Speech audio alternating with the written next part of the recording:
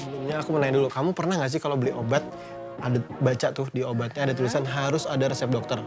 Tapi banyak banget yang nekat beli itu tanpa resep dokter. Nah, pernah banget Restu. Dan menurut data yang aku ketahui ya, 30% masyarakat Indonesia pernah membeli obat tanpa resep dokter. Terutama golongan antibiotik dan obat penenang. Serem gak sih? Apa sampai diawasi ketat Pak sama BPOM Pak?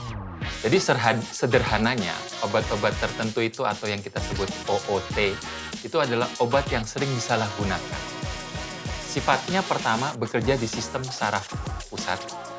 Yang kedua, dia tidak termasuk obat narkotik, juga tidak termasuk obat psikotropika. Dan yang ketiga, pada penggunaan di atas dosis terapi dapat menyebabkan ketergantungan dan perubahan khas pada aktivitas mental dan perilaku. Sehingga ini harus kita awasi dengan ketat Pak ya? Dengan ketat. Sama Dokter William.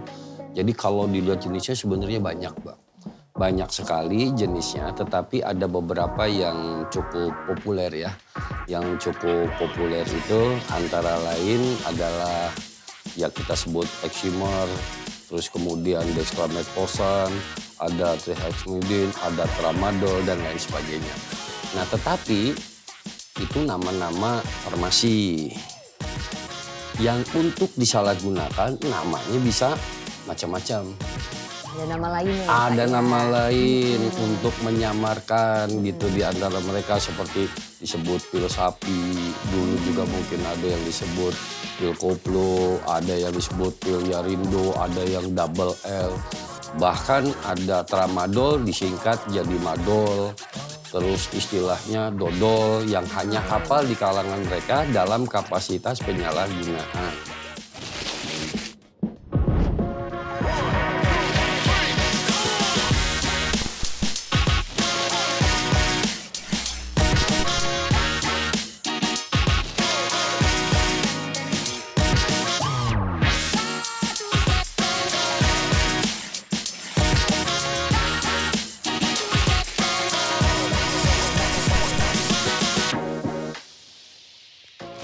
Halo Sahabat BPOM, jumpa lagi di podcast Kata Kata BPOM. BPOM. Kanal terpercaya yang mengupas tuntas semua informasi obat dan makanan bersama saya Restu dan rekan saya. Hendrika, masih pada inget kan daripada percaya kata dia, kata mereka, katanya, kata doi, mending pastikan kata BPOM. BTW Hendrika, kamu hari ini kok kelihatan beda banget sih? Oh, Kayak es krim gitu deh. Bikin aku meleleh.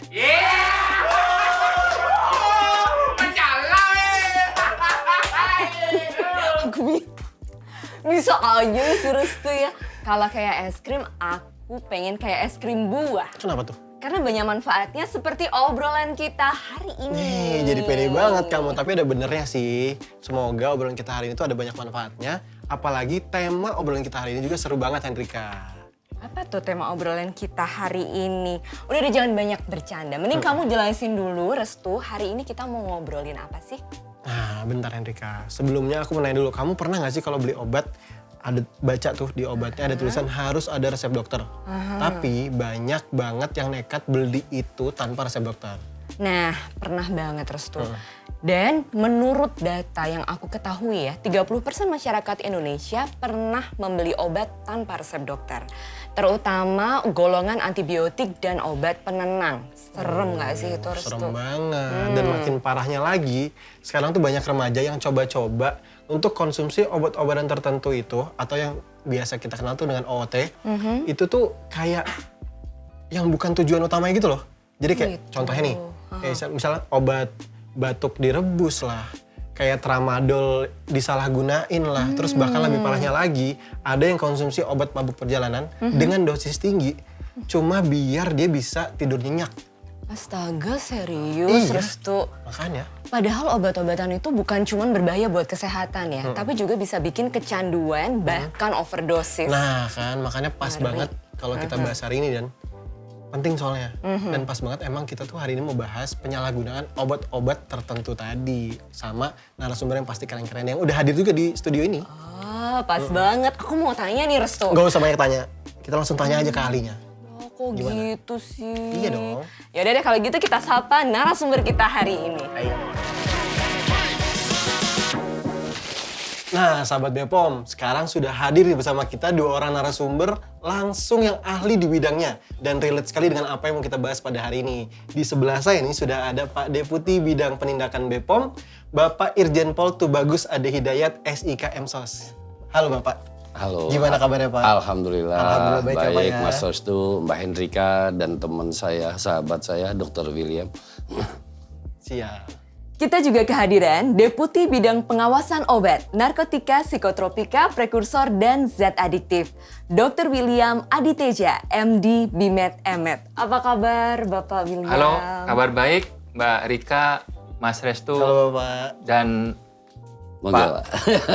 Tubagus yang menemani saya pada hari ini. Iya. Baik. Oke, sahabat Bepom. Kita kan sering dengar nih istilah obat-obatan tertentu atau OOT yang kita tahu tuh cuma bikin tenang, bikin happy, bahkan bisa bikin sembuh dari sakit begitu ya. Nah, Pak William, sebenarnya apa sih Pak obat-obatan tertentu atau OOT itu? Lalu kenapa sampai diawasi ketat Pak sama Bepom Pak? Jadi sederhananya, obat-obat tertentu itu atau yang kita sebut OOT, itu adalah obat yang sering disalahgunakan. Sifatnya pertama bekerja di sistem saraf pusat. Yang kedua, dia tidak termasuk obat narkotik, juga tidak termasuk obat psikotropika. Dan yang ketiga, pada penggunaan di atas dosis terapi dapat menyebabkan ketergantungan dan perubahan khas pada aktivitas mental dan perilaku. Sehingga ini harus kita awasi dengan Ketat Pak ya. ketat. Dengan ketat Iya. ya. Oke. Ternyata banyak juga ya mungkin ya Pak ya jenis-jenisnya OOT ini. Nah Bapak Tubagus, kalau dari jenisnya paling banyak apa Pak yang ditemukan di Indonesia dan bagaimana nih cara Bepom mengidentifikasi dan mengawasi peredaran obat-obatan yang berpotensi disalahgunakan? Jadi pada prinsipnya yang disebut OOT tadi udah dijelaskan sama Dr. William. Jadi kalau dilihat jenisnya sebenarnya banyak, Bang. Banyak sekali jenisnya, tetapi ada beberapa yang cukup populer ya. Yang cukup populer itu antara lain adalah ya kita sebut Eximer, terus kemudian dextromethorphan, ada trihexyphenidae, ada tramadol dan lain sebagainya. Nah, tetapi itu nama-nama farmasi yang untuk disalahgunakan namanya bisa macam-macam. Ada nama lainnya ya Pak Ada ya? nama lain untuk menyamarkan gitu di antara mereka seperti disebut pil sapi, dulu juga mungkin ada yang disebut pil koplo, ada yang disebut pil yarindo, ada yang double L. Bahkan ada tramadol disingkat jadi madol. Terus istilahnya dodol yang hanya hafal di kalangan mereka dalam kapasitas penyalahgunaan. Tapi kalau istilah farmasinya mungkin Dr. William jauh lebih fasih menyebutkan. Tapi nama-nama lapangan yang dijual dan disalahgunakan yang tadi kita sebutkan salah satunya. Jadi banyak tergantung dari wilayahnya gitu. Jadi banyak banget jenisnya juga, namanya juga macam-macam Pak ya. Betul. Dan Terus memang kan gimana caranya kok bisa diidentifikasi? Artinya ada jalur resmi yang dikendalikan Pak Dr. William di Kedeputian 1. Tetapi di jalur-jalur yang tidak resmi pendistribusiannya kita juga melakukan monitoring Pak. Baik itu penjualan kita turun ke langsung melihat tempat-tempat penjualan yang pasti disamarkan. Dan yang kedua tentunya kita tahulah sekarang hampir semua orang menggunakan sarana sarana internet Online, Pak, ya? online dan itu juga kita punya salah satu direktorat yaitu Direktorat Cyber yang terus mengamati yang walaupun para pelaku sering menggunakan nama-nama lain untuk menyamarkan supaya ini tapi kita lakukan terus-menerus gitu Mbak Hendrika. jadi penggunaannya juga tuh harus sesuai indikasi Pak ya, nggak boleh macam-macam untuk tujuan aneh-aneh seperti itu Pak ya. Nah Pak William, sebenarnya seberapa besar nih Pak bahaya penggunaan obat keras tanpa pengawasan dokter Pak? Dan apa dampak panjangnya bagi kesehatan Pak? Ya, jadi obat-obat tertentu tersebut yang kita namakan OOT ini sebenarnya dia mempunyai dampak untuk pengobatan asal dosisnya tepat dan penggunaannya tepat. Ya kan? Misalnya tadi kalau kita katakan bahwa obat-obatan tertentu ini mempunyai sifat yang langsung bekerja pada pusat saraf saraf pusat di otak kita. Makanya seperti tramadol itu kan sebenarnya anti nyeri. Itu digunakan kalau orang yang mempunyai nyeri di tingkat sedang ke berat. Itu akan membantu untuk orang-orang yang punya nyeri. Kemudian dextrometropan. Itu obat batuk yang sangat ampuh untuk batuk kering biasanya. Tapi kalau ini disalahgunakan, melebihi dosis yang ditentukan, atau dia nggak nyeri atau tidak batuk tapi mengkonsumsi, maka akan muncul efek-efek yang sangat berbahaya. Seperti tadi saya katakan, salah satu sifat dari obat-obat tertentu ini kan adalah perubahan khas di mental. Dan juga seperti kayak orang euforia sesaat, perasaan yang gelisah, tidak nyaman. Juga justru ini membuat berbahaya karena tubuh dan otak kita cepat beradaptasi dengan obat ini dan akhirnya membentuk ketergantungan. Nah, tadi saya bilang tramadol, itu kan saja buat anti nyeri. Ya. Namun penggunaan dosis yang tidak tepat mengaruhi fungsi kognitifnya, berpikirnya. Bahkan bisa menimbulkan risiko kejang, mual parah, gangguan irama jantung, hingga sampai dosis tertentu dia akan terjadi koma. Nah, dextromethorphan yang sering juga disalahgunakan, itu kalau berlebihan dia akan berujung pada halusinasi. Nah, lebih parahnya lagi bila dicampur dengan alkohol atau obat lain, maka muncul keracunan dan akan terjadi kematian. Udah ngeri banget ya Pak ya kalau kita lihat Iya, efeknya. benar. Saya sampai merinding. Iya. Mungkin orang itu menggunakannya karena mikirnya, oh ini cuma buat obat anti nyeri. Ini kan cuma buat obat batuk, nggak bahaya lah ya. Menyepelekan Gitu begitu ya. ya, Mbak ya. Bener, menyepelekan. Nah, Bapak tuh bagus. Biasanya di mana ya orang-orang itu bisa mendapatkan obat-obatan ini? Lalu langkah-langkah apa sih Pak yang sudah dilakukan oleh BPOM untuk menindak pelaku distribusi obat-obat berbahaya dan tanpa izin edar? Oke. Jadi seperti tadi ya, menyambung keterangannya Pak Dr. William. Jadi dampaknya itu seperti itu. Tadi sudah dijelaskan sedemikian rupa. Nah terus masalahnya adalah di obat.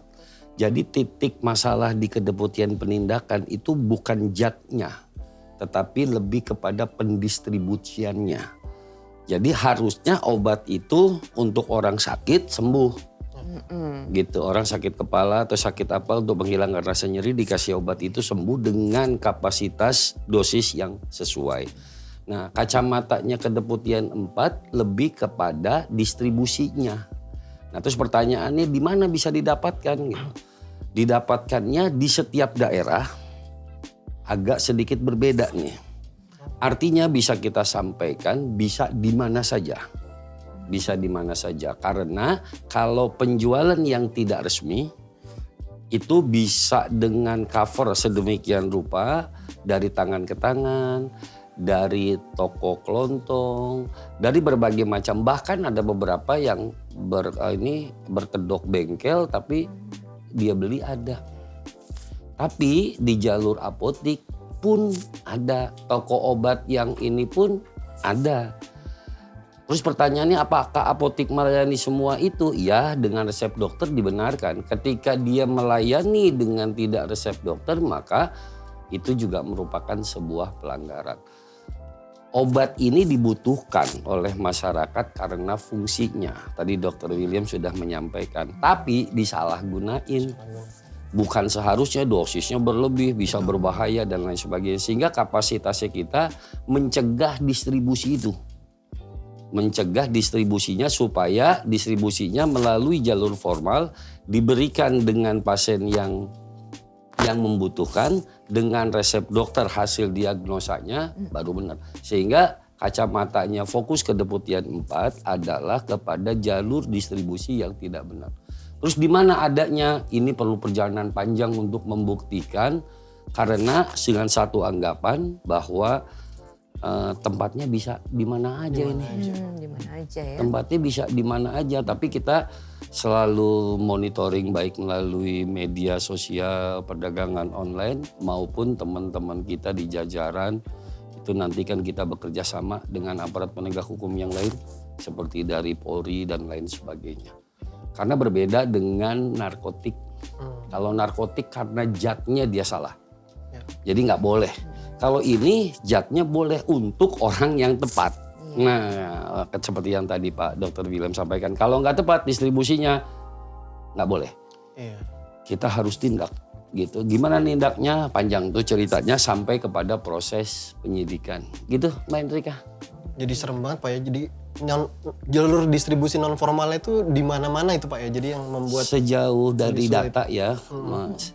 Dari data ternyata pengungkapan yang dilakukan terkait dengan OOT itu sumbernya bisa macam-macam. Ada yang didapatkan dari toko obat yang ilegal, tidak ada izin itu.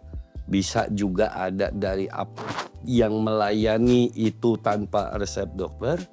Atau distribusi dari beberapa kota ke kota tersebut melalui jasa penitipan. Yang isinya itu disimpan di toko kelontongan, di bengkel. Jualan apa saja, tapi si pencari itu sudah tahu tuh tempatnya, dalam tanda kutip langganannya, distribusinya berlangsung secara terus-menerus. Sehingga banyak yang kita dapatkan, jadi kita nggak bisa bilang bahwa dapatnya di toko kelontongan gitu. Karena setiap kejahatan akan melahirkan sebuah modus operandi baru. Kalau ketahuan di toko itu, dia pindah. Kalau misalnya ketahuan di apotek terus atau di toko obat, dia pindah ke dagang kelontongan. Kalau dagang kelontongan sudah termonitor, dia pindah. Itulah dinamikanya dalam pengungkapan OOT tadi. Gitu. Iya. Tapi Pak tuh bagus. Kan penyalahgunaan obat-obat ini tuh marak Pak di belakang ini lah masih marak di remaja lah Pak ya. Itu apa sih Pak pola atau celah yang dimanfaatkan seorang pemakai OOT ini itu khususnya di lingkungan masyarakat bahkan sampai di sekolah-sekolah begitu Pak? Oke. Setiap kenakalan remaja, setiap kejahatan itu diturunkan secara tidak sengaja. Contoh, orang itu anak remaja tidak kenal Pak dengan tramadol, tidak kenal dengan triheximor dan lain sebagainya yang tadi OOT tadi dia tidak mengenal. Anak remaja ini bergaul dengan kakak kelasnya yang lebih senior. Jarang anak, kan nggak mungkin dalam dunia sosial anak 7 tahun bermain 7 tahun semua. Anak usia 17 tahun bertahun 17 tahun kan nggak ada yang sudah senior. Nah ini diperkenalkan secara terus menerus, kalau nggak pakai ini. Kalau nggak percaya nanti Mas Resu cobain dulu deh. Diiming-imingi gitu Pak ya? Iya dicobain dulu deh, kalau nggak percaya cobain dulu. Kemudian timbul yang tadi dijelaskan sama Dr. William, terus kemudian timbul ketagihan karena bekerja dalam sistem, timbul ada ketergantungan. Kalau istilah beliau tadi ada ketergantungan. Ketergantungan itu dirasakan. Dia menjadi pelanggan tetap. Nanti datang lagi juniornya, adik kelasnya kah, apanya. Yang satu grup sama dia diperkenalkan. Ini yang terjadi secara terus saja sampai dengan saat ini. Bahkan ketika saya masih remaja sudah ada pola-pola penghinaan ini yang polanya seperti itu. Misalnya dalam kelompok tertentu, komunitas tertentu diperkenalkan secara terus-menerus gitu. Baik itu di sekolah, baik itu dalam sebuah komunitas, baik itu sebuah pergaulan dan lain sebagainya yang kemudian diturunkan. Ini yang paling sulit nyetopnya. Yang paling sulit nyetopnya gitu. Kita bisa stop di online-nya, kita bisa stop dalam pengiriman yang melalui jasa pengiriman barang. Sudah banyak itu yang kita sita dan lain sebagainya.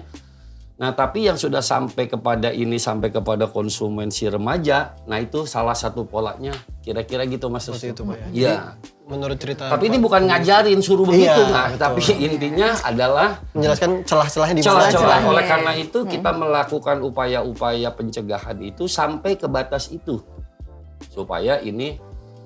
Supaya orang-orang selanjutnya agar lebih waspada karena bisa masuk ke jalur itu. Gitu. Jadi memang harus ditangani dan harus ditangani sejak awal banget Pak ya, sejak dini Pak ya. Betul. Nah sekarang aku pengen tanya ke Pak William nih Pak. Apa sih Pak yang pertama harus dilakukan masyarakat agar lebih aware nih Pak sama masalah-masalah kayak gini Pak? Iya, jadi yang pertama itu kan edukasi diri dan lingkungan.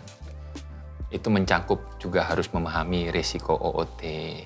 Karena OOT ini kan sebenarnya di masyarakat kurang diketahui. Artinya apa? Artinya kita sebagai orang yang mengerti, dalam hal ini Badan POM atau mungkin tenaga kesehatan itu kurang mengedukasi masyarakatnya. Sehingga edukasi itu penting. Kemudian literasi resep dokter. Literasi dokter itu dalam arti kata mereka juga harus tahu bahwa obat-obatan ini juga sebenarnya merupakan harus resep dokter, harus ke dokter dia. Ya kan? Nah, dan yang ketiga adalah mengenali tanda penyalahgunaan. Jadi orang seperti tadi Pak Tubagus bilang kalau ada seniornya yang menawarkan, dia sebenarnya sudah tahu kan, oh abis kalau makan ini saya nanti akan terjadi begini-begini. Udah tahu bahayanya Pak. Nah, kalau enggak kan dia akan coba. Betul. Nah, itu mengenali tanda penyalahgunaan. Yang kedua, penggunaan obat yang bertanggung jawab. Artinya, kalaupun dia memerlukan obat itu, kan gitu ya, memerlukan obat itu, penggunaannya juga harus ada bertanggung jawab. Dia nggak boleh, oh ternyata obat ini dia ngasih ke orang lain, ngasih ke juniornya. Termasuk dengan simpan obat dengan aman. Nah, itu juga kita juga harus edukasi ke orang tua kan. Ini digunakan oleh misalnya orang tuanya. Tapi kalau anaknya atau remaja ini ngeliat, ini seperti teman saya yang makan, nah kan gitu kan. Iya. Pakai. Nah, orang tua juga harus bisa menyimpan obat dengan baik. Yang selanjutnya ada buang obat. Kita punya program sendiri kan, ayo buang sampah obat. Itu juga harus dilakukan dengan benar. Dan juga menghindari jual beli resep. Ini yang sering diketemukan oleh pengawasan, itu adanya, karena ini bikin pakai resepnya itu kemudian dijual belikan oleh oknum-oknum tertentu. Ya kan? Yang ketiga adalah aksi komunitas dan advokasi, terutama kampanye di komunitas. Kita harus membangun komunitas-komunitas, kemudian mengkampanyekan hal-hal yang baik ini kepada komunitas, berbicara terbuka juga dengan remaja. Sebagai orang tua, ya kan, dia juga harus mencoba mengenali tanda-tanda atau gejala-gejala yang ada di remaja. Sehingga dia tahu, kalau gejala ini apakah dia mungkin menggunakan atau menyalahgunakan obat-obat tertentu itu. Kemudian laporkan kecurigaan, ya kan? Kecurigaan itu bisa kalau melihat obat-obatan yang mencurigakan, misalnya dijual bebas di toko, warung. Tapi kan tetap ada edukasi. Dia mana bisa tahu kalau obat itu memang termasuk obat-obat tertentu. Betul. Maka segeralah lapor ke BPOM lewat aplikasi BPOM Mobile atau Halo BPOM. Yang terakhir itu adalah dukungan bagi korban. Artinya kunci utama dari peran masyarakat adalah tidak menutup mata dan aktif menyebarkan informasi yang benar mengenai bahaya dan aturan penggunaan obat-obatan tertentu ini. Nah, tadi banyak sekali tipsnya yang sudah disampaikan oleh Bapak William. Jadi ingat ya, sahabat BPOM, kuncinya adalah jangan asal konsumsi obat. Beli obat di apotik ya. Kemudian tanyakan kepada apoteker. Betul. Begitu. Nah, kita lanjut kembali lagi ke Pak William.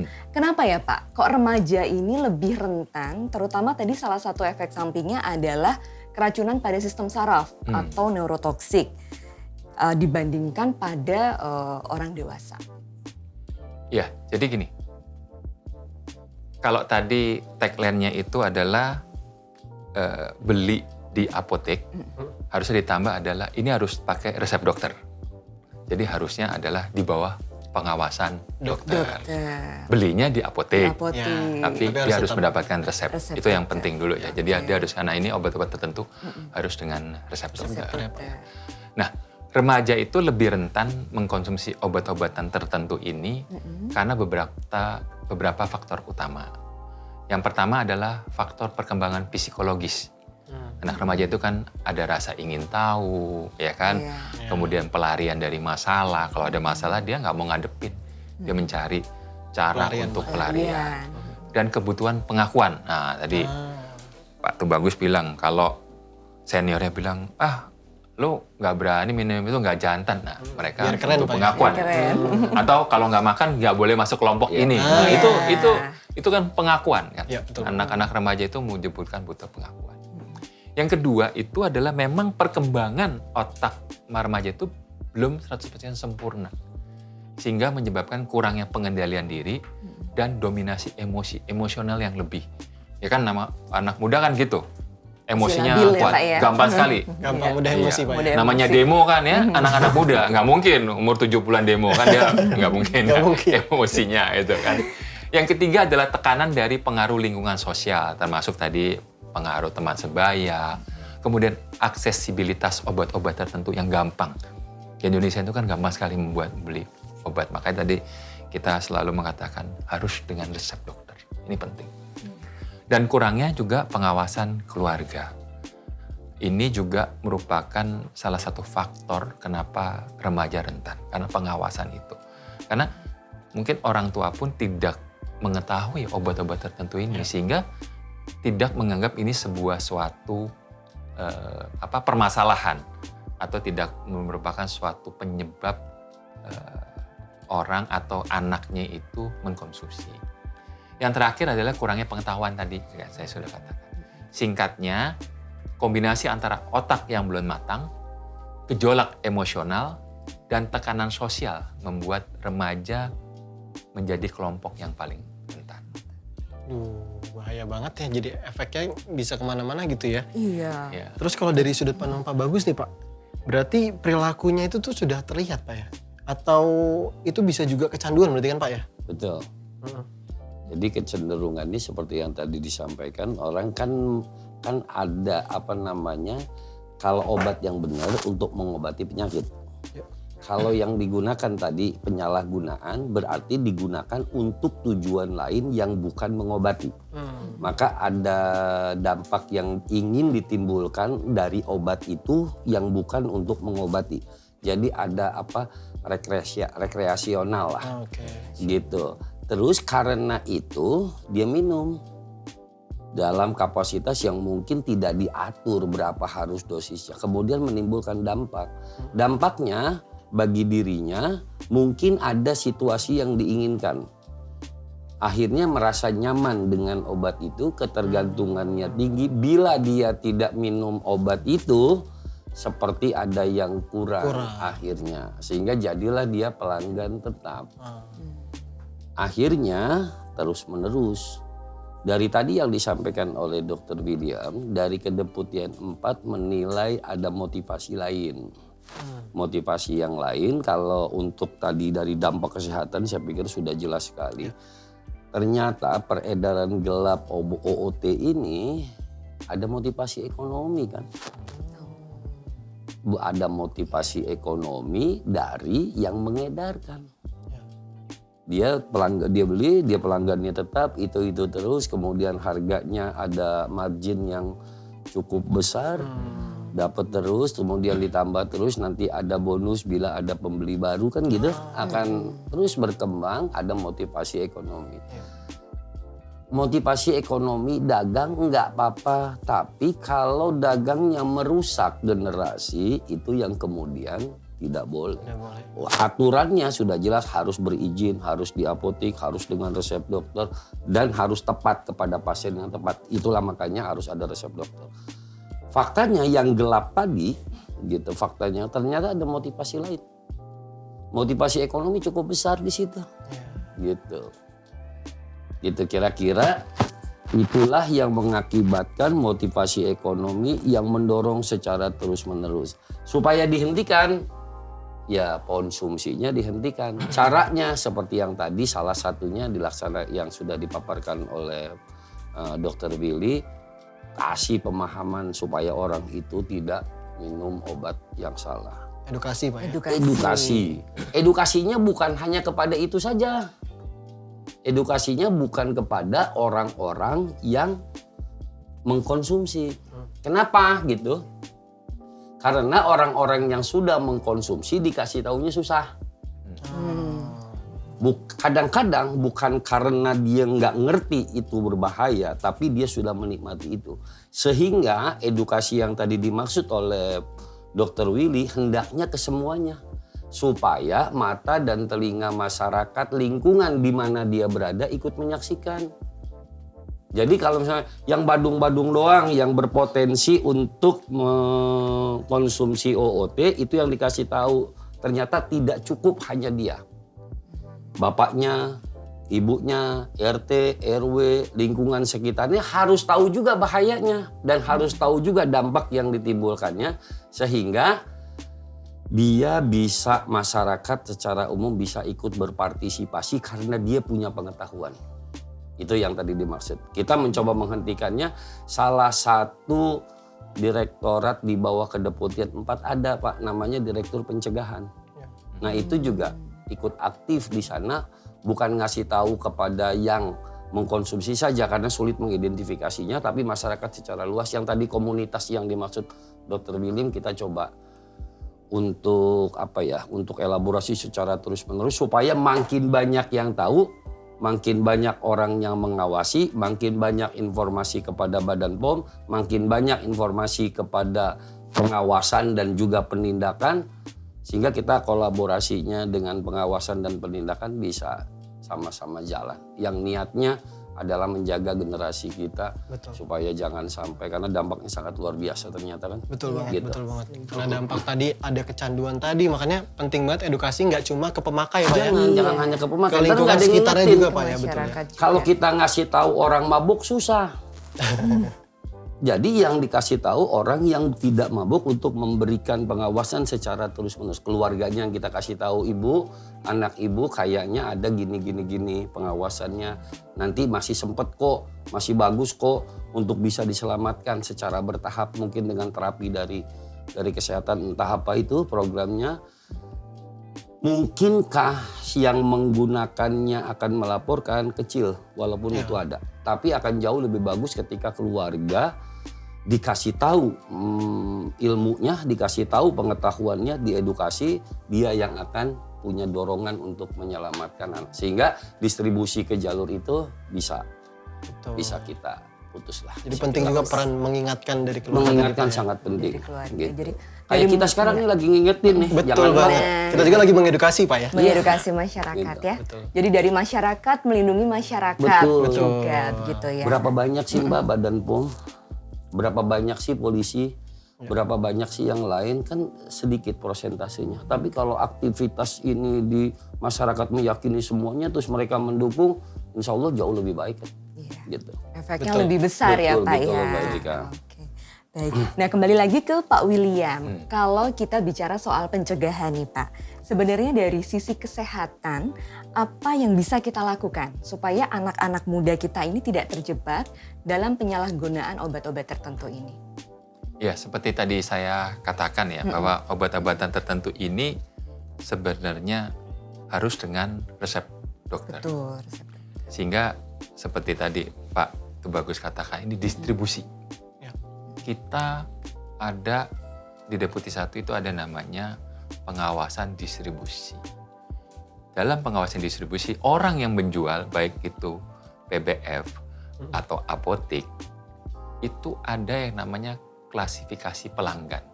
Dia harus bisa menilai yang beli ini siapa. Siapa? Kan gitu ya. Iya. Walaupun dia bawa resep, kan resep tadi saya bilang memperjualbelikan resep juga ada. Bisa aja. Bisa aja ya. dipalsukan, ya kan, resep dipalsukan. Tapi kalau distribusi ini terutama baik itu dari apotek maupun distribusi obat itu bisa mengklasifikasikan pelanggan, itu juga salah satu untuk memutus rantai ini. Jadi memutus rantai akses ilegal ya kan terhadap obat-obat tertentu. Itu yang sebenarnya kita lakukan sejak dulu ya di Kedeputian 1 karena dia ada Direktorat Pengawasan Distribusi. Karena kita ketat itu pengawasan distribusi. Begitu ada ditemukan dia tidak bisa melakukan klasifikasi pelanggan, maka kita akan memberikan peringatan keras hingga penghentian sementara kegiatan.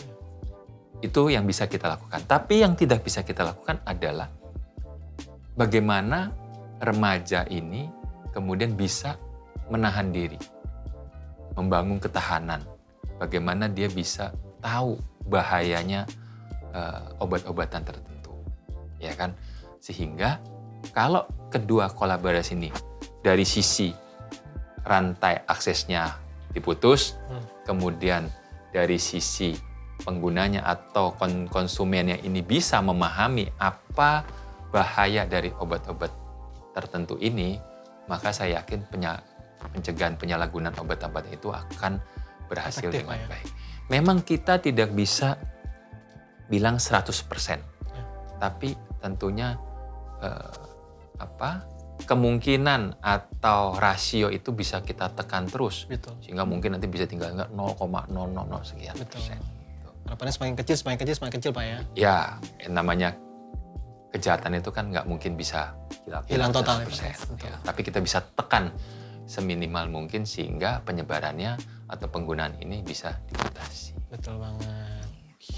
Jadi intinya juga salah satunya selain dari pengawasan distribusi juga edukasi lagi-lagi Pak ya. Iya, Edukasi benar. karena remaja kan ini rentan sekali Pak untuk penggunaan OOT ini begitu ya. Nah, Pak Tubagus mungkin kalau BPOM ini Pak punya peran apa aja Pak untuk melindungi anak-anak muda ini dari saya bisa bilang lingkaran setan gitu Pak ya. Gimana Pak? Jadi kalau perannya BPOM ini terhadap masalah penyalahgunaan OOT ini luar biasa sebetulnya. Nah gitu, yang pertama seperti tadi, ada jalur resmi, ada jalur ilegal. Di jalur resmi, tadi aturannya sudah ada. Tapi mungkin nggak ada kebocoran seperti yang disampaikan jual beli resep dan lain sebagainya. Artinya di jalur resmi ada juga yang salah. Kalau di jalur resmi itu sudah aman, tidak ada kebocoran, tapi ada juga di jalur yang tidak resmi, dalam arti jalur ilegal, ternyata masih digunakan. Terus kemudian apa yang harus dilakukan? Saya sependapat dengan pendapatnya Dr. William, artinya harus ada dua sisi. Yang pertama, permintaan terhadap obat itu harus berkurang. Dengan cara yang beli makin sadar. Yang sudah pakai sembuh. Yang belum pakai jangan pakai. Karena udah semakin tahu, diawasi oleh banyak orang. Permintaannya menurun. Yang kedua adalah cara yang kedua yang dilakukan oleh Kedeputian Penindakan adalah mengurangi pasokan itu. Karena nggak bisa menghilangkan sama sekali, tetapi dikurangi. Bagaimana pengurangannya? Itu tadi kami melakukan koordinasi dengan distribusi barang seperti jasa titipan, terus kemudian dan terus mencari pabrik-pabrik ilegal. Mungkin sahabat BPOM juga pernah menyaksikan bagaimana ada pabrik tersebut di wilayah Bandung dan juga Semarang yang pernah juga kita ungkap.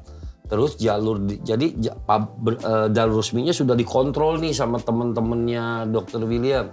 Jalur ilegalnya dikontrol sama Kedeputian 4. Kalau di sini rapi, tidak ada kebocoran, berarti ada pabrik, ada industri yang lain yang juga dilakukan. Nah, apa perannya BPOM? Perannya BPOM itu menurut saya sangat luar biasa. Dari mulai pengawasan di jalur resmi sampai di jalur yang tidak resmi ada. Dari mulai mengurangi permintaan, meningkatkan kesadaran secara terus-menerus termasuk teman-teman semua mengingatkan bahaya itu supaya mengurangi permintaan. Pemutusan jalur distribusi yang dilakukan oleh Badan POM juga sudah cukup banyak. Ditambah yang terakhir upaya ultimum remedium. Ultimum remedium dalam proses tindak pidana. Itu yang akhirnya tetap harus juga dilakukan oleh jajaran Kedeputian 4. Siapa yang melaksanakan? BPOM juga. Artinya perannya BPOM dalam hal ini dari ujung sampai ujung sebetulnya. Ya. Tapi bisakah BPOM bergerak sendiri? Kan tentunya juga nggak bisa. Makanya peran serta masyarakat dari sahabat BPOM ini kan kita kasih tahu nih.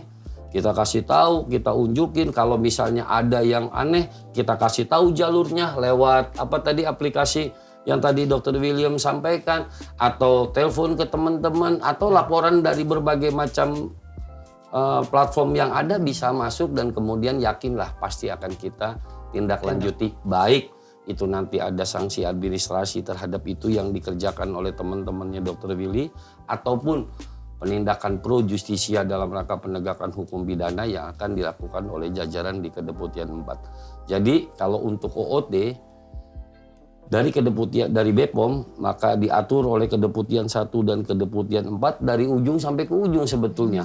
Sudah hanya tinggal aktifnya sahabat BPOM Betul. membantu kita dalam melaksanakan tugas ini. Gitu Mas Asu. Mantep banget perannya BPOM ya, juga melibatkan peran Komprehensif juga ya. dari masyarakat Pak ya. Oh iya, Itu pasti. sangat penting juga Pak ya. Luar biasa. Pasti gitu. Mendrika, tunggu. kalau aku nih selama masih ada kopi susu ya, itu obat-obat keras bye dulu deh. Jangan deh, jangan. Iya kan? Restu. Ngapain kalau capek langsung tidur malah guling daripada halusinasi efek samping. Iya bener banget. Tapi harus di notes ya Restu ya.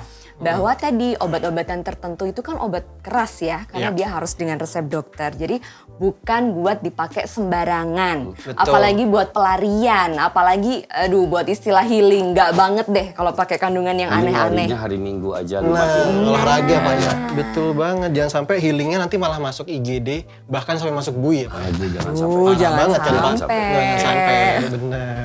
Oke, jadi kita lanjut lagi ya sahabat BPOM. Nah, Pak William untuk pengawasan, ini kita ada pembaruan ya Pak untuk Iya. per BPOM nomor 12 tahun 2025. Nah, apalagi sih yang nih mau dilakukan oleh BPOM untuk menertibkan peredaran obat-obat tertentu ini? Ya, jadi Badan POM ini melakukan sosialisasi per BPOM yang tadi dikatakan nomor 12 tahun 2025 kepada pelaku usaha yang mengelola obat-obat tertentu dan menertibkan peredaran. Jadi kita memperketat juga. Sehingga obat-obat yang distribusi legal ini, sebenarnya kita ngomong legal maupun ilegal ini bisa, yaitu kan orang itu kadang-kadang kalau dikasih tahu tidak bisa, maka harus ada peraturan yang membuat mereka mikir 2-3 kali. Biar ada konsekuensinya Pak ya. Ya, memang. Tapi tentunya peraturan ini juga bisa membuat pelaku usaha atau masyarakat juga bisa tahu, oh ternyata ini berbahaya juga. Ada perhatian itu kadang-kadang bukan hanya kepada pelaku usahanya, tapi juga terhadap masyarakat. Ya. Sehingga mereka tahu bahwa ini adalah berbahaya. Karena orang itu nggak tahu kalau ini berbahaya. Itu yang susah. Gitu. Jadi kalau ada peraturan, maka kita berharap tidak hanya pelaku usaha, tapi masyarakat pun bisa mengetahui atau aware atas obat-obat tertentu ini. Oh, dan kalau dicermati ya Pak ya, perubahan paling terlihat dari peraturan ini tuh dengan adanya menambahkan ketamin sebagai OOT ya Pak ya. Itu ini kenapa Pak dimasukkan Pak? Jadi ketamin itu kan anestesi ya sebenarnya. Dimasukkan kepada OOT ini didasarkan pertimbangan peningkatan jumlah peredaran ketamin yang sangat tinggi. Di sisi lain, ketamin juga berpotensi disalahgunakan bila tidak dikendali. Karena ketamin ini bukan hanya anestesi buat manusia aja, hewan pun Oke, Pak, menggunakan. Nah kadang-kadang ini kita akan membingungkan nih, Iya, iya. jalurnya di manusia atau di hewan. hewan. Betul. Nah kadang-kadang kita kan Badan POM ini ngurus obat manusia soalnya. Betul. Ya kan? Tapi tentunya kita berharap dengan masuknya obat ini, kita semakin aware terhadap penyalahgunaan ketamin ini. Ya, Iya. betul banget. Jadi ketamin obat anestesi atau obat bius, Bius, ya, ya, Pak William. Nah, Ya. kalau Pak tuh bagus, ketamin ini memang banyak ya Pak disalahgunakan. Ya coba saya seingat saya dalam 1 tahun ini kita beberapa kali melakukan undercover buy terhadap informasi masuknya ketamin. Jadi benar yang disampaikan oleh Dr. William tadi bahwa penggunaannya meningkat. Faktanya kami juga berdasarkan penyelidikan di intelijen maupun melalui cyber. Kita kemarin belum lama ini kurang lebih bulan Agustus ya, itu kita bergabung dengan BNN, Bea Cukai. Itu juga ada yang kita ambil menemukan semacam clandestine laboratorium itu yang digunakan untuk pembuatan vape ya. Nah terus dalam beberapa kali juga kita dapat informasi dari kemudian kita lakukan undercover dan kemudian dilakukan surveillance. Kita juga mengamankan beberapa orang yang isinya adalah ketamin. Jadi kalau ketamin dipakai buat obat bius yang sebenarnya memang dibutuhkan kan dalam dunia kesehatan. Tapi keluar ternyata juga tidak menutup kemungkinan barang-barang itu bisa masuk dari berbagai macam pintu yang ada di Indonesia ini. cukup banyak. Dalam tahun ini kita mengamankan beberapa orang dan juga ada juga yang melakukan kita kolaborasi dengan BNN dan juga teman-teman dari Polri di beberapa daerah untuk tahun-tahun ini meningkat secara tajam, sehingga wajar kalau peredaran ketamin dimasukkan ke dalam peraturan BPOM untuk supaya menjadi dasar bagi Badan POM di jalur resmi maupun di luar jalur resmi yang menjadi kapasitasnya dari Kedeputian 4 dalam hal ini penindakan. Jadi wajar karena memang penggunaannya meningkat. Orang-orang itu yang biasa ketergantungan itu dia menggunakan berbagai macam jenis yang agak mirip-mirip dia pakai lah. Kalau nggak ada A, B jadilah. Gitu. Jadi sehingga bisa tidak menutup kemungkinan ke depan akan lahir lagi Pak. Barang baru lagi, entah apa lagi yang dia pakai yang bukan seharusnya gitu. Tapi barang ini dibutuhkan dalam dunia kesehatan. Betul. Itulah yang menjadi objeknya Badan POM. Kalau narkotik sama psikotropika udah jelas Pak, di dalam lampiran undang-undangnya kan ada tuh. Nggak boleh. Kalau di obat tertentu boleh, cuman penggunaannya harus yang medis tadi benar Pak. gitu. Itu kira-kira. Ya benar-benar. Tapi Pak William, emang obat-obat ini tuh legal terdaftar atau justru ilegal Pak? Ya kalau dari satu tahun ini kita melihat, tadi juga dikatakan oleh Pak Tubagus bahwa ada juga yang ilegal masuk ke Indonesia.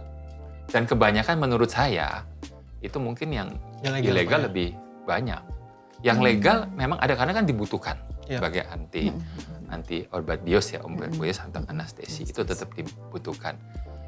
Tapi yang ilegal pun masuk dari luar negeri atau dijual secara ilegal itu juga banyak sekali. Banyak Pak ya. Nah, itu yang memang menjadi tantangan buat kita semua untuk.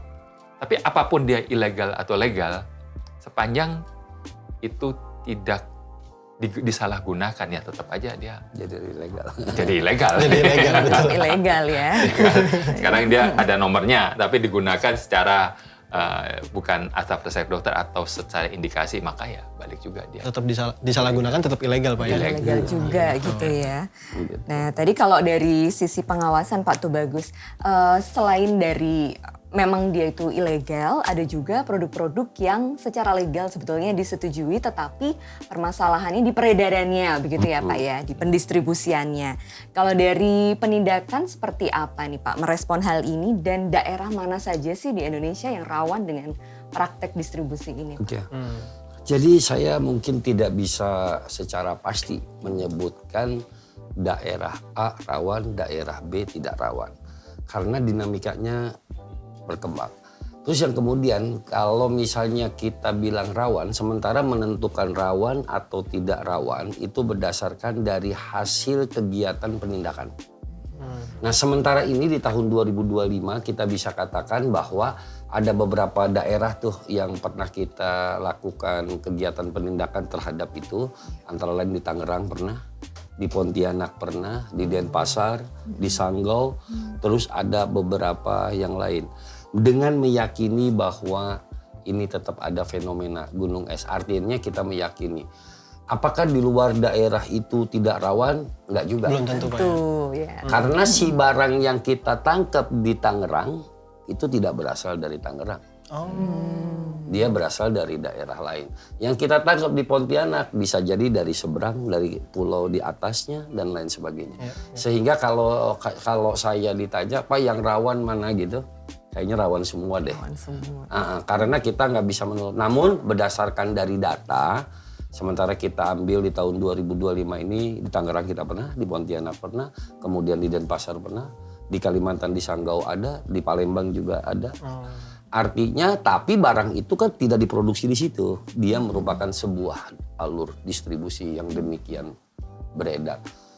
Tapi yakinlah nanti kita berkolaborasi dari Kedeputian 4, dari Kedeputian 1, teman-teman UPT di wilayah untuk sama-sama terus-menerus untuk kita ini meminimalisir penyalahgunaan obat-obat. Berikut pengawasan lagi Pak ya. Gitu Mas Restu. Nah, Pak Tuh Bagus, mungkin bisa di-share juga nih ke sahabat BPOM. Kalau di lapangan itu Pak, gimana sih BPOM tahu kalau ada pelanggaran Pak? Misal nih, ada toko yang jual obat sembarangan. Lalu apa Pak tindakan tegas BPOM untuk menangani itu Pak? Oke, mungkin kalau secara teknis saya tidak akan jelaskan gimana cara aparat penegak hukum melakukan sebuah proses penyelidikan. Ya. Karena ini menyangkutnya teknis banget dan intinya ini juga bisa nanti diantisipasi oleh para pelaku kejahatan.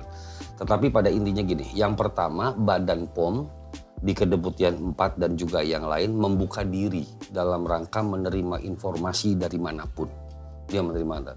Setelah menerima informasi tersebut, si pemberi informasi pasti akan kami rahasiakan. Tindak lanjutnya pasti kita akan melakukan penelitian baik ke objek secara langsung. Dengan cara apa? Salah satunya yang paling umum adalah dengan melakukan undercover buy untuk membuktikan. Ya. Terus kemudian melakukan pendalaman informasi tentang di mana barang itu berada. Karena pada dasarnya tidak ada satu orang pun yang pengen ditindak secara hukum. Pasti akan ada upaya menyembunyikan barang bukti tersebut. Sehingga ini harus rapih dan detail banget. Gimana caranya? Setelah dapat informasi kita membuka informasi, terus kita akan melakukan pendalaman dengan teknis dan taktis yang disesuaikan di lapangan untuk meyakinkan bahwa peristiwa itu ada. Kemudian kita melakukan operasi penindakan. Dan kemudian setelah operasi penindakan kita akan berkolaborasi dengan aparat penegak hukum lain baik dari Polri, kemudian berkas dikirim kejaksaan dan kita monitor sampai putusan pengadilan.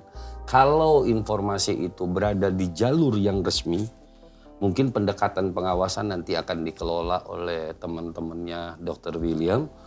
Pengawasannya mungkin administrasi, distribusi barang dan lain sebagainya. Tapi kalau di jalur itu kan tidak ada, dia tidak berkantor. Hanya kita intinya semakin banyak informasi yang diperoleh oleh Badan POM akan semakin banyak yang dapat bisa kita kerjakan untuk mengantisipasi peredaran gelap OOT ini. Gitu. Luar biasa.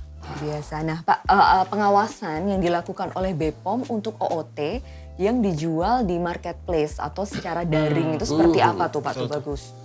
Jadi penjualan secara daring itu mereka selalu mengganti keywordnya. Jadi kalau jual tramadol gitu, kan itu jual pasti nggak mungkin. Dia nggak akan jual itu. Sebab kalau jadi gini, kita punya teman-teman di marketplace itu sudah ada negatif list, Mbak. Jadi kalau dia ngejualnya itu, dia pasti nggak akan, pasti langsung ter-take down untuk memutuskan itu. Tetapi namanya pelaku kejahatan sekali lagi terus melakukan ini, dia menggunakan istilah-istilah lain yang tidak termasuk keyword dalam negative list. Itu yang terus kita lakukan. Terus belakangan ini kan dari Direktorat Siber kita kan sudah tambah lagi tuh mesin crawlernya. Kita punya pengadaan yang kemarin. Insya Allah bisa lebih banyak lagi nih menyaring. Saat ini yang sudah bisa kita sepanjang tahun 2025 kurang lebih ada 8.500-an tautan yang menjual OT yang bisa kita amankan. Kalau itu asumsinya kita lepas, maka sudah berapa banyak tuh. Pikirannya tidak selalu harus ditindak secara penegakan hukum, tetapi upaya mencegah supaya jangan sampai ke tangan itu pun dilakukan oleh Badan POM melalui blokir, melakukan take down. Tahun ini saja untuk khusus itu kurang lebih 8.460 atau 1.850-an sekitar itulah. Ini satu angka yang menandakan bahwa penyalahgunaan OOT masih cukup banyak. Masih cukup banyak. Nah, kita akan terus nggak bosan-bosan untuk melakukan itu. Gitu, Mbak Sampai Jessica. Online juga Pak ya? Ya itu yang online tadi udah kita putus, yang di darat, yang tadi lewat jasa jasa pengiriman barang yang kita sita cukup banyak. Bahkan yang kita kontrol delivery juga cukup banyak. Dan kemudian yang ditindak baik oleh pusat maupun UPT di wilayah juga sudah cukup banyak. Yang jalur resminya diawasin terus sama teman-temannya Dr. William supaya semuanya bisa saling mendukung. Berkolaborasi Bapak. Luar biasa. Nah terakhir nih Pak William dan Pak Tubagus. Ada nggak cerita atau pengalaman langsung melihat para pelaku nih Pak penyalahgunaan obat jadi OOT ini yang lagi mengkonsumsi gitu Pak? Mungkin bisa di-share ke sahabat BPOM semua Pak. Mungkin dari Pak William? Ya, kalau melihat langsung mungkin tidak pernah ya. Tapi memang ada banyak cerita atau masukan dari teman-teman atau lingkungan di sekitar saya yang justru menganggap OOT ini sangat berbahaya, yang justru akan merusak generasi muda. Karena tadi seperti saya katakan, dia tidak masuk ke narkotik, dia tidak masuk ke psikotropik, sehingga sebenarnya lebih mudah di depan. Dalam arti lebih mudah itu, orang tidak aware atas bahayanya itu. Dan mereka dengan mudahnya mendapatkan, kemudian dia tahu bagaimana cara mengelolanya, bagaimana cara mengkonsumsinya, itu benar-benar di luar pikiran kita, bahwa mereka kok lebih canggih Pak ya? Lebih canggih untuk mengkonsumsi dalam dosis yang mereka tahu, dosis segini untuk mendapatkan efek yang mereka inginkan. Nah, yang saya ingin sampaikan di sini adalah tetap seperti tadi katakan, OOT ini harus dengan resep dokter. Dan OOT ini punya pengaruh atau efek samping yang sangat berbahaya jika digunakan tanpa pengawasan tenaga kesehatan berwenang, dan juga bisa membuat perubahan atau gangguan emosional, psikis, dan juga otomatis pada akhirnya pada gangguan tubuh mereka sendiri. Itu mungkin yang bisa saya sampaikan di sini. Iya. Nah, kalau ini tadi Pak William, Pak Tubagus, mungkin ketika melakukan penyidikan pernah melihat atau ada pengalaman menyaksikan langsung penyalahgunaan OOT ini? Kalau menyaksikan pada saat menggunakan mungkin tidak ya, karena dia pasti makainya ngumpet-ngumpet kan. Gitu, enggak Betul Pak. Benar. Pasti makainya ngumpet-ngumpet. Tapi dampak yang timbul dari sebuah peristiwa pidana lain yang mungkin pernah terjadi. Contoh misalnya karena dia bergerak di susunan saraf pusat, otaknya udah agak nggak bener nih. Diajakin ngapa-ngapain itu hayu aja. Salah satunya adalah pengungkapan terhadap upaya pencegahan tawuran di Jakarta, itu juga banyak didapatkan. Didapatkan para pelaku itu diduga kuat karena ada barang-barang itu diduga kuat sebagai mengkonsumsi OOT. Nah, cuman kalau ditanya pernah nggak melihat langsung orang minum? Enggak, saya pikir kan cuman obat-obat mungkin vitamin atau apa kan, karena nggak kelihatan. Tapi pada saat kejadian terus dikumpulkan, ternyata dilakukan penggeledahan di saku-sakunya itu didapatkan beberapa butir OOT yang ada pada dirinya, yang kita yakini kuat bahwa dia tidak mampu berpikir secara logis karena salah satunya adalah pengaruh dari OOT tersebut terhadap perilakunya. Jadi yakinlah sahabat BPOM bahwa memakai obat yang tidak seharusnya itu pasti dampaknya buruk. Berhenti. Harus berhenti Pak ya? Harus berhenti. Serem banget soalnya kan? Iya, serem banget. Tapi kasihan juga ya untuk mereka nih Pak ya, yang sudah terjebak dalam mencoba OOT itu ya. Apalagi mereka kalau tahu efek negatif dari mengkonsumsinya itu, bahkan mungkin bisa depresi atau bahkan bunuh diri gitu Pak ya, gitu Pak William ya. Benar, jadi sedikit mengingatkan ya, mungkin jadi untuk sahabat BPOM, teman-teman yang sudah terlanjur mencoba atau sedang terjebak dalam lingkaran itu, pesan saya satu, bahwa kalian tidak sendiri, segera cari bantuan, entah ke tenaga kesehatan, konselor, atau keluarga yang bisa dipercaya, dan terutama orang tua. Setiap orang punya kesempatan untuk mulai dan pulih. Penting banget itu pesannya. Iya, penting banget. Dan tadi ya pesannya bahwa jangan takut untuk meminta bantuan begitu ya Dr. William ya Pak William. Tambahannya Pak Erika Iya, melengkapi bagaimana? ini Gimana, Pak Pul? terhadap orang yang sudah menggunakan dan punya keinginan untuk kembali, jangan punya kekhawatiran bahwa terhadap penggunaannya akan diproses secara pidana. Tidak. Niatlah untuk sembuh karena Undang-Undang Kesehatan untuk OOT kami tidak menjerat orang yang ingin kembali. Gitu. Jadi yang kita jerat adalah yang mengedarkannya. Dia adalah sebagai korban. Perlu kita rangkul untuk kembali dan selanjutnya tidak menggunakan lagi. Selesai. Jangan nambah lagi. Gitu. Itu. Niat untuk tidak melanjutkan ya Niat. Pak ya, karena sanksinya untuk tadi yang mengedarkan. Yang mengedarkan ya. terhadap Oke. yang ingin kembali, jangan punya, maksudnya gini, yang punya niat kembali, jangan punya kekhawatiran kalau saya ngaku saya akan diproses secara hukum. Jawabannya tidak. Tidak ya Pak? Jawabannya tidak, supaya dia punya keyakinan saya untuk sembuh, tidak ada proses hukum terhadap yang bersangkutan Untuk terbebas untuk dari itu. pengguna daripada OOT tadi. Gitu ya. Oke. Supaya dia yakin. Betul. Gitu. Jangan karena takut tadi. Iya, iya. Jadi sahabat BPOM ingat, jangan asal konsumsi obat. Apalagi tadi obat-obat tertentu itu kan termasuk obat keras ya. Betul banget, Jadi Erika. harus dengan resep dokter dan pembeliannya pun dari sumber yang jelas Betul. gitu ya. Yang resmi. Yang resmi. Iya. Karena tadi efeknya nggak cuman ke tubuh aja tapi juga jangka panjang dan juga ke hidup kamu. Betul banget. Nggak kerasa. Kita Nggak udah kerasa lengkap ya. banget nih info dari Pak Tubagus dan Pak William nih. Terima kasih banyak Pak William dan Pak Tubagus sudah hadir di Sama-sama. podcast Kata Mas Bepom. Restu. Insight-nya, Mbak Rika. ilmunya. Next time kita sharing-sharing lagi Pak di sini Pak ya. Ya. Baik. Baik, untuk sahabat Bepom, ingat ya kalau OOT itu bukan jalan keluar untuk mencari ketenangan hidup. Coba kalian banyak ngelakuin hal-hal positif deh kayak olahraga, meditasi, atau sering deh ngobrol sama teman-teman di sekitar kalian gitu. Sahabat Bepom, yuk mulai sekarang lebih teliti sebelum beli obat. Jangan sampai salah langkah.